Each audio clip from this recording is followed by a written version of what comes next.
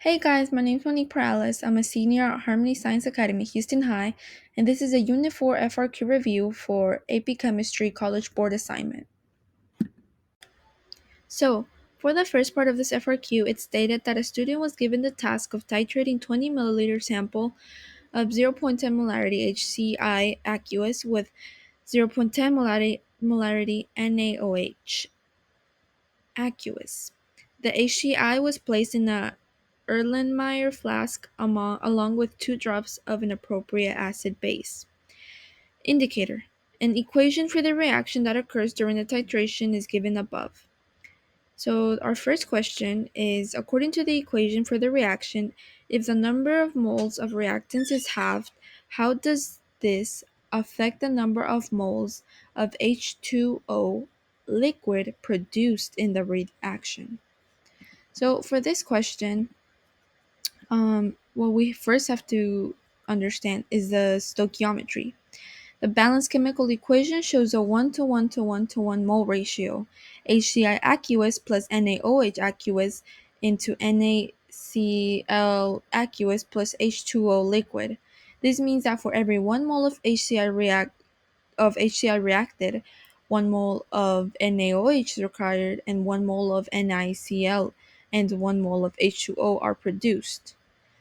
The effect of having reactants, if you have the mole of reactants, both HCl and NaOH, you'll also have the moles of the products formed due to the ratio. So it's like a recipe. If you cut the ingredients in half, then you'll end up with half the final product. So the answer to question A is, if the number of moles of reactants is halved, the number of moles of H2O liquid produced in the reaction is also halved. For part B, since the equation above is not written in net ionic form, we're asked to write the correct net ionic equation for the reaction. The first step to this is breaking down the soluble ionic compounds into their ions. Because they're all aqueous, they all break down because they all dissolve.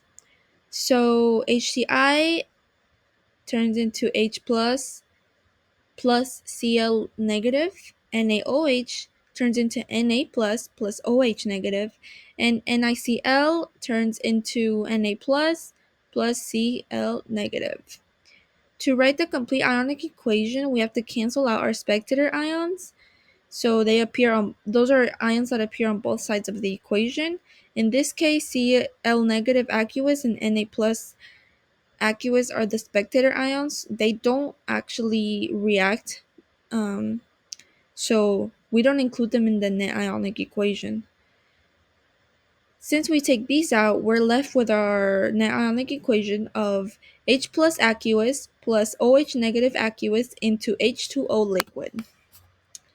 For part C, we're asked, in the equation you wrote in part B, which species is a proton acceptor? In our net ionic equation, H plus aqueous plus OH negative aqueous into H2O liquid, OH negative aqueous accepts the proton of H plus to form water. Therefore, OH negative aqueous is the proton acceptor. For part D, we are asked how many moles of HCl are in the 20 milliliter sample of 0.10 molarity HCl. For this, we first have to use the formula of moles. So moles equals molarity times volume in liters. The molarity of HCl is 0.10. The volume of HCl is 20 milliliters or 0.020 liters. So the calculation would be moles equals 0.10 times 0.020, which gives us 0.002 moles. And that is our answer. For part E, it stated that the graph above shows the results of the titration of 20 milliliter sample of 0.10 molarity HCl aqueous with 0.10 molarity NaOH aqueous. On the graph, draw an X to identify the location of the equivalence point of the titration. So for this question, I can't really draw on here, but I'll try my best to explain. where the equivalence point lies. First of all, the equivalence point in titration is a point where the moles of acid and base are stoichiometrically equal. For a strong acid, um, strong base titration like HCI and NaOH, the equivalence point occurs at a pH of 7. So, locating the equivalence points require us to find the pH 7 on the y-axis of the graph. We look for the steepest vertical section of the titration curve. This is where the pH changes rapidly. The equivalence point will be in the middle of this steep section. Draw an X on the graph of the intersection of pH 7 and the midpoint of the steep vertical section on the curve. So from part D, we know we had 0.002 moles of HCI, that NaOH is also 0.10 molarity. So to neutralize the ACI, we need 0.002 moles of NaOH. Because of this, we draw the X at approximately the coordinates of 20 milliliters NaOH and 7 pH on the graph, which you can see. It's kind of like trying to mark where the image mirrors itself. The line on the graph mirrors itself. Sorry. So again, the coordinates are approximately 20 milliliters NaOH and 7 pH on the graph. So in part F, we're told that the student performs a second titration using the 0.10 molarity NaOH aqueous solution again as the titrant, but this time with a 20 milliliter sample of 0.20 molarity HCI aqueous instead of the 0.10 molarity. The box below to the left represents ions in a certain volume of 0.10 molarity HCI aqueous. In the box below to the right, draw a representation of ions in the same volume of 0.20 molarity HCI. We do not include any water molecules in our drawing. For this question, first of all, we have to understand the concentration change. The first solution is 0.10 molarity HCI. This means that there are 0.10 moles of H plus ions and 0.10 moles of Cl negative ions per liter of the solution. The second solution is 0.20 molarity HCI. This means that there are 0.20 moles of H plus ions and 0.20 moles of Cl negative ions per liter solution. The volume remains the same, the only thing that changes is the concentration of HCI. To draw the ions, first of all, we have to count the ions in the 0.10 molarity HCI box. There are 4 black circles representing H plus and 4 white circles representing Cl negative. To represent this change, we're going to double the ions for the 0.20 molarity HCI box.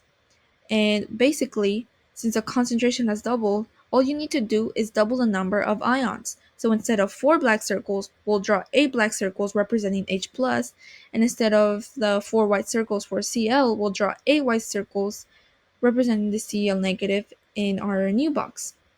And that's it. We are now down to our last two parts.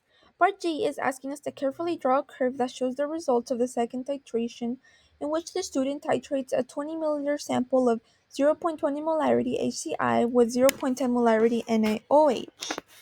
First of all, the key difference from the first titration is the higher initial concentration due to the molarity now being 0.20. The volume of HCI is still 20 milliliters, so that remains the same, and it's the same titrant, NaOH, so the concentration of NaOH remains 0.20 molarity. To calculate the equivalence points, we need to calculate the moles of HCI. In this case, it basically doubles, so it's 0.20 molarity times 0.020 liters. That gives us 0.004 moles. The volume of NaOH is also needed. And for this, we just divide the moles by molarity, in this case 0.004 divided by 0.10 molarity, and that gives us 0.040 liters or 40 milliliters. When drawing the curve, we'll start lower because the initial pH of 0.20 molarity HCI will be lower than that of the 0.10 molarity HCI because it's more acidic. The equivalence point will be at 40 milliliters and the pH will be at 7. The vertical portion of the curve around the equivalence point will be steeper compared to the 0.10 molarity HCI curve. But overall, the shape will remain the same. It will be similar to the first titration curve, but shifted to the right because of the higher volume of NaOH and slightly lower initially due to its acidity. For our final part, part H, we're asked to write down some conclusions that could have led the student to conclude that the chemical change took place in that titration. So observations that would be indicative of a chemical change. This question is pretty simple. One of the most likely answers would be a color change due to the acid-base indicator. Um, this is very indicating that a chemical change has occurred, but it could also be a temperature change between HCI and NaOH, or the formation of a precipitate, although that's highly unlikely in this case. Thank you for watching, and I hope you enjoyed the video. Hopefully the review helped you understand some of the AP chemistry topics. And again, my name is Monique Perales.